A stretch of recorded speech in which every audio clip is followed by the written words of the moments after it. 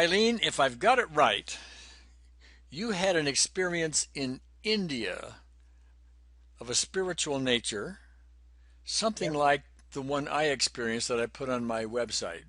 Correct? that's right. Yes. Okay. Tell us about it, will you? And when I stepped up to the oneness being, she opened her eyes and looked into my eyes, put her arms around me and hugged me. And I put my head on her shoulder and disappeared.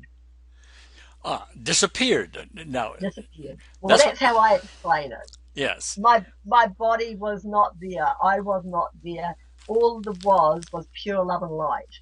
It was absolutely amazing. It was just Okay. amazing. Now, that's what we want to discuss. We want to discuss that experience of being just love and light. Let me ask you first, how long did the experience last? Do you know?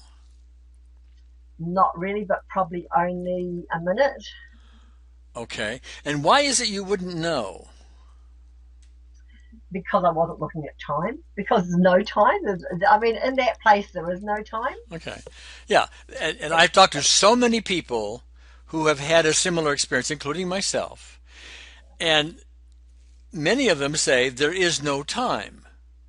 yeah, And no, that's very hard. That's very difficult for someone who's never been in this state or only hears about the state to say, well, it's a place where there is no time. How do you explain that to somebody who has no concept of what it is to be in no time? Because we're used to time all the time, you know. I mean, our watch tells us where to go and when to be there, and we're yeah. in time. We go to bed at night at a certain time and wake up at a certain time, and time.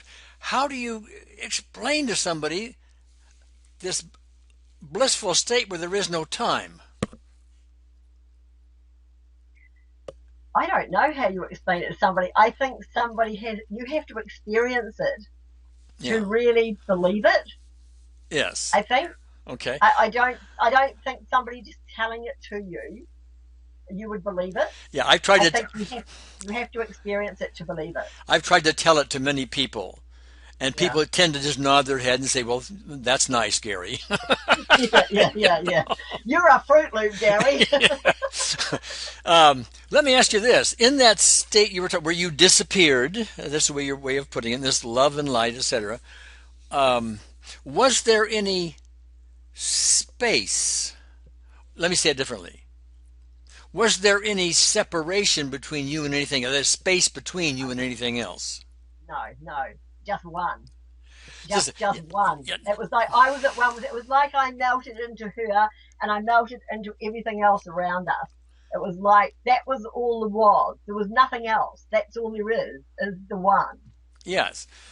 Just And that's all there is. now, how do you explain that to somebody who with their senses, their eyes and their ears and everything else, like just like you and I right now, see, perceive with our senses only separation. We don't perceive one. I see. You're in New Zealand, and I don't know, 10,000 miles from you or whatever it is. Okay, Yeah.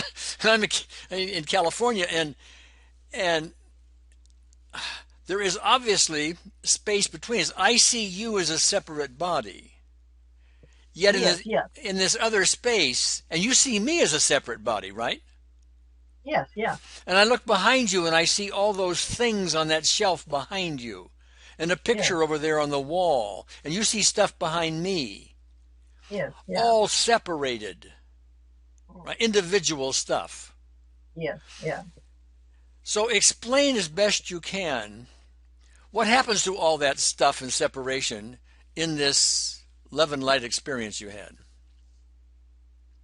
Well, I had a knowledge that I had a feeling. I knew that I wasn't dead. I knew my body was still there. I knew all the other outside stuff was still there, but it was irrelevant. It didn't. Yeah, that's the only word I can find. It was Yeah, irrelevant. It just wasn't necessary. It was, yeah, because Inter- interesting. It wasn't necessary, and it wasn't. It was irrelevant. yeah, Like yeah, so what? yeah, exactly. Okay. Yeah, However, in and this, Go ahead. If it's there, if it's there, it's there, and if it's not, it's not. It doesn't really matter. Yeah. Okay. Yeah, All right. yeah, So see, you and I can discuss that because we've been there. Okay. But yes, yeah, other people are listening in, so we're trying to give them the best sense we can of what this is about. So there you are, and the body, your body is irrelevant now. In this experience here, in our sensory experience right now, the body is very relevant because you're really concerned about its health, you're concerned about its reputation, you're concerned about its shelter, and really, in fact, most yeah. of your thoughts center around somehow, in one way, shape, or form, your body and its comfort, safety, etc. Would I not be correct? Yes, but not as much since then. Okay, right, Not as right, much since then. right. No. That experience changes you. You see the Oh world yes, differently. But remember, yes, we're talking now to people who are listening in who haven't had our experience, yes. and I'm trying to put myself in their shoes, and they might say something like, "Well, my body is it is relevant. I mean, I can pinch myself and it hurts, and I've spent lots of money on my body. I spend money for my house and for medical bills, and Yeah. my the car that drives me around and all that stuff. I'm forever. In fact, I go have a job many hours a day that give me enough money to buy the things so my body can be okay. Yeah, Okay, yeah, my whole world centers around my body, and yet we're saying it's irrelevant in that state. So let me yeah. ask you this: if you had your choice between being in that state or this state of separated bodies, which would you choose? Oh, there's no choice. I'd have to be in that state. Okay, but Love and light. so why aren't you there? Why would you be here when you could be there? Because my consciousness isn't high enough yet for it to be there, All right. for me to be there. And I think I would explain to people that it's more about the inside than the outside. It's more about what we feel inside, where the love and light is, to live in our heart rather than our head. Mm-hmm. To be in that inner space is when you stay there more often. It's when you come, it's when you're outside of yourself. And I mean, we're outside of ourselves a lot. That's part of being human. That's we have to be there. Mm-hmm. But I think it gets to a stage where where you sort of not flip, but you can change from one to the other. You can be in a really good state as high as what your consciousness will allow you to be in, Mm-hmm. and then you come back out of yourself and you're in the real world as everybody else sees it, as everybody sees it, like Yes. with our house and our car and our everything else, yeah, Yes. and our Yeah. money and yeah, Yeah. Okay. So, um, one of the things I'm trying to do with EFT is that, see, I'm creating something called optimal EFT, which is a way to use EFT to, I'm going to use your term for a minute, to give us that consciousness that gets to that state. Okay. Now, I might use little different terms for that, to elevate us up to that place, to enter that blissful state, to access it, and etc. Okay, lots of different ways about it, but to get there is what I'm really trying to say. And so the idea is we've got to kind of get ourselves out of the way somehow. In my experience, I had to let go of this world. I mean, that's the way I entered it briefly. yeah, Okay. So that's the goal. Now, what we're trying to do is we may not get there totally. I may never get back to that state I was in, or you may never get back to the right, state you're right. in, while you're in In currently this lifetime, in this yeah. body. But what we can, and we may, by the way. I mean, we're going to try We that. may. And I have lots of people that say to me, "We would love to be like you," and I say to them, "Well, you can be." Yeah.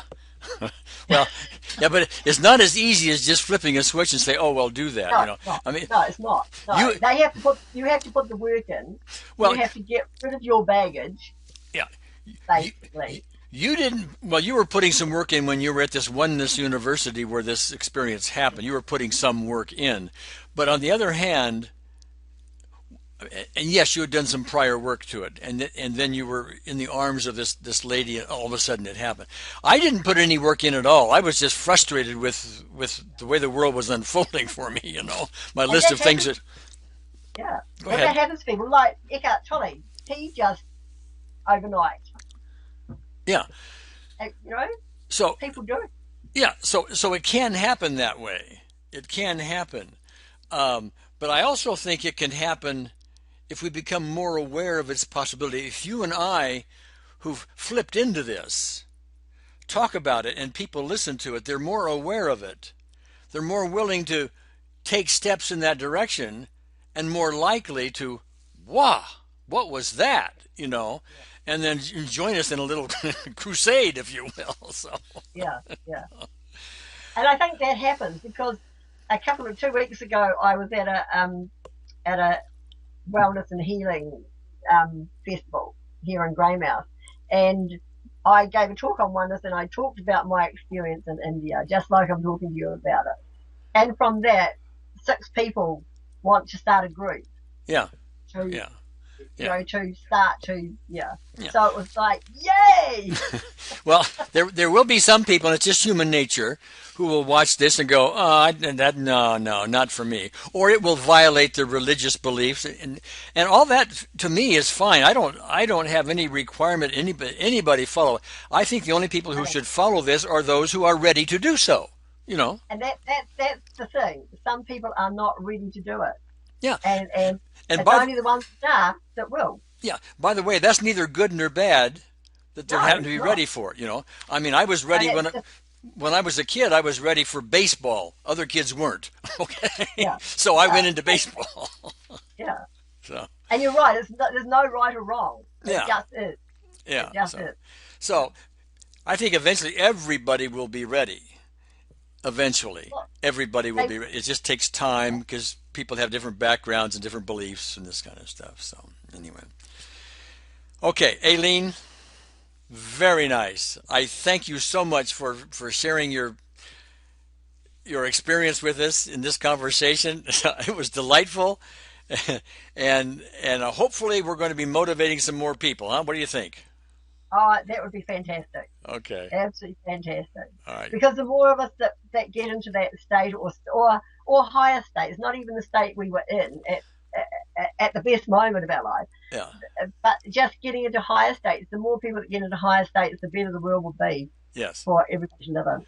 Unquite. And it's just, Yeah. yeah, Unquestionably. So yeah. anyway, thank you, Eileen. Thank you, Gary.